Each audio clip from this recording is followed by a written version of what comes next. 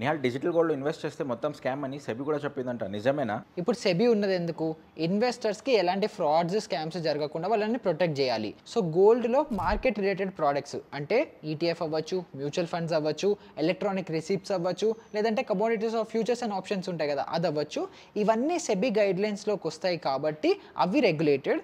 కానీ ఈ digital gold ఏదైతే ఉందో ఇది వాళ్ళ ఫ్రేమ్‌వర్క్‌లో రాదు కాబట్టి దాంట్లో మీరు ఇన్వెస్ట్‌మెంట్స్ చేసి ఆ కంపెనీస్ ఏదైనా చేస్తే మాకు సంబంధం లేదని చెప్పింది. అంటే ఇప్పుడు డిజిటల్ గోల్డ్ రిస్కే అంటావు. మరి ఆల్రెడీ ఇన్వెస్ట్ చేస్తే ఏం చేయాలి? సో రిస్క్ ఉందా అంటే ఇప్పుడు మ్యూచువల్ ఫండ్స్ అవ్వచ్చు, ఈటీఎఫ్స్ అవ్వచ్చు, దాంట్లో ట్రాన్స్పరెంట్గా ప్రైస్ అనేది క్లియర్గా మెన్షన్ చేస్తారు. కానీ డిజిటల్ గోల్డ్ ప్లాట్ఫామ్స్ ఏవైతే ఉన్నాయో దీంట్లో ప్రైస్ డిస్కవరీ అనేది ఏముండదు. వాళ్ళు సొంతంగా ప్రైస్ అనేది డిసైడ్ చేస్తారు. తర్వాత మనం ఎంతైతే అమౌంట్ ఇన్వెస్ట్ చేస్తున్నామో దానికి వాళ్ళు అంతే క్వాంటిటీ ఫిజికల్గా గోల్డ్ పర్చేస్ చేసి పెట్టాలి. అది పర్చేస్ చేస్తున్నారా లేదా తెలీదు.